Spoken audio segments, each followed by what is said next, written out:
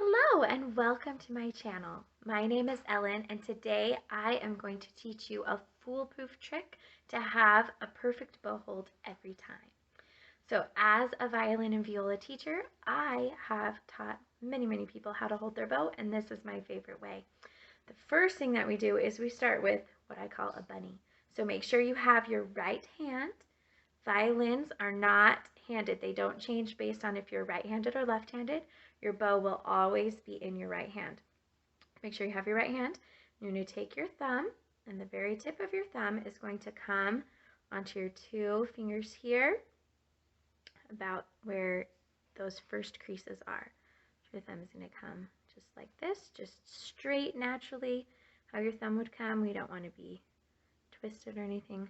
So it comes like this to those first creases. You're going to round here. This is very important. So we have a bunny, not like a fox shape, but a bunny. Bent thumb on the tip, round curved fingers here, these two middle fingers. Then we're going to wiggle your bunny ears, your pinky, and your index finger. This is the basis of our bow hold, and it really is this simple. Next, using your left hand, your violin hand, you're going to hold on to the stick of the bow, being careful not to touch the horsehair of your bow, because that will make your horsehair dirty and it won't play well. So holding onto the stick, you're going to hold it up horizontally in front of you, and your thumb, your bunny, is going to eat the frog. The frog is this black part here. This is just silly. So your thumb is going to aim for this little notch. Let me see if I can show you right here. It's not a notch, it's more of a space. So your thumb does not go inside the frog, and it doesn't come over here on this black kind of more squishy grip part. It comes in this space here on the stick. So you're going to come behind your bow. Your frog should be on the right side by your bunny. And you're going to open, stick your thumb here, and put your middle fingers down over. They should be still across from your thumb. You're going to set your pinky down on top of the stick in a rounded shape. The pinky is not in front like your other fingers. It's on top. It's not behind. On top. On the tip of your finger as well. A rounded shape here. And then you're going to rest your first finger, your index finger, on the stick. And this should be right about here. It depends on a bow. The length of kind of the black part, this other winding, can be different as well. So where you want your first finger is where it's comfortable for your hand, where your fingers are normally placed together. You don't want it sticking out far like this or being too squished. A nice comfortable place. And this finger should rest right about here. So if you have your first joint and your second joint, it goes here on the second joint. You don't want to let this next section pass. So here, like the second segment of your finger, and it should just rest gently, not hook around. So this is how to have a perfect bow hold every time. It's not as hard as it can sometimes seem. It can feel really tricky. So you want a curved pinky on top of the stick, your middle finger and your ring finger nicely over the stick. They do not sit on top, they come over the stick and around the area where your frog and your thumb are. They should be centered together. Your first finger rests on top of the bow, gently here. Your thumb should be bent. And this is kind of the only part of you that should ever touch the horsehair. Is this tiny part on your thumb right here is going to touch this little bit of your horsehair. That's why it turns a little bit grayish brown. It'll go translucent. That's from your skin touching the horsehair, and we don't want that anywhere else on your bow. Your thumb should be very bent. It should not be straight like this. It needs to be bent. Touching there, and then your thumb is on the tip here. If I take my hand off, it's this inside corner right here of your thumb. You might even be able to see where it's a little bit flattened from holding that bow so much, but this is where your bow should touch your thumb, right here on that inside corner. It should be bent. It should not stick out like this. Sorry, my hand's in the way. It should not stick through the bow. It should be just like this.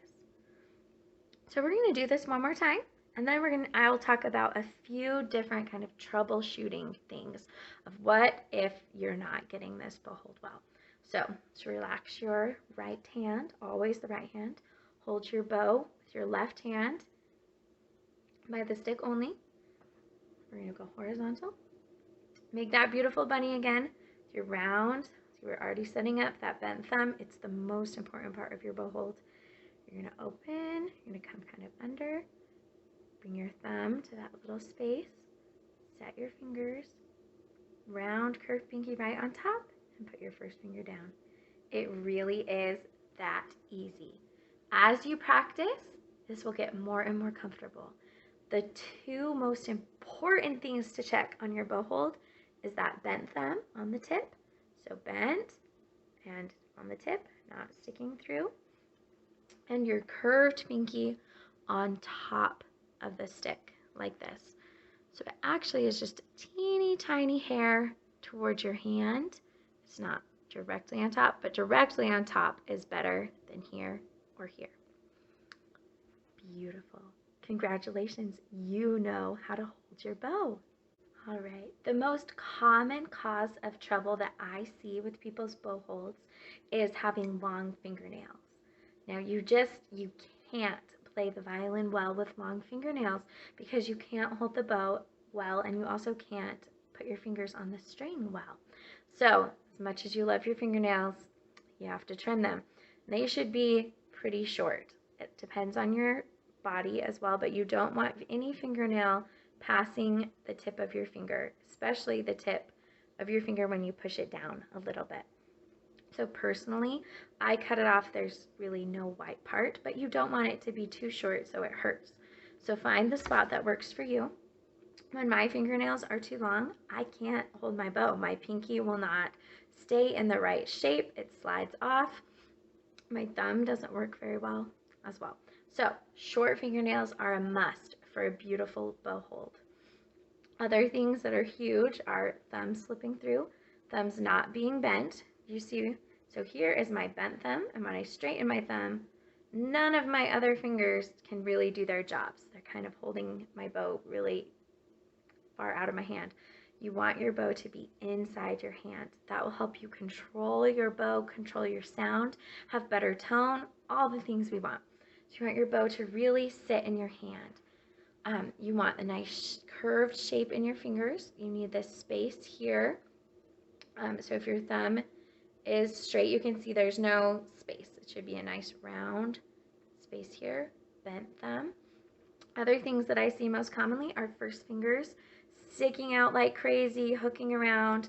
You can see so here's a normal bow hold. If I hook my first finger around, this whole part of my hand moved and came up. And that is very uncomfortable. Now my pinky can't do its job, and it's hurting my wrist to do that. So don't let your first finger stick out or curve over. Other things I see are middle finger sitting on top. This, again, I'm not holding my bow. I'm kind of barely holding onto it. We want it to sit nicely in the hand. And then, of course, the ever-present pinky. We need it to be round. We need it to be right on the tip. I talked about having it, if you have an octagonal bow stick, many are, some are round, then you want it to be on the face that's not the top side of the octagon, but is the one that is closest to your body, to your hand, right there. If you have a round stick, then just a tiny, tiny bit back can be helpful for keeping your pinky on top of the stick and in a good spot. However, directly on top, like I said, is going to be much stronger than like down to the side or slipping down on the front. This is only for violin and viola bow holds. A cello bow hold or a bass bow hold is going to be very different because the angles are different in how you play. Anyway, I hope this video helps you to have a beautiful, strong, and functional bow hold every time. Please leave any questions or comments down below, and I will do my best to answer them. Anyway, subscribe and like this video if you would like to see more content like this. I wish you the best and most beautiful of bow holds and that you have a wonderful day. Bye!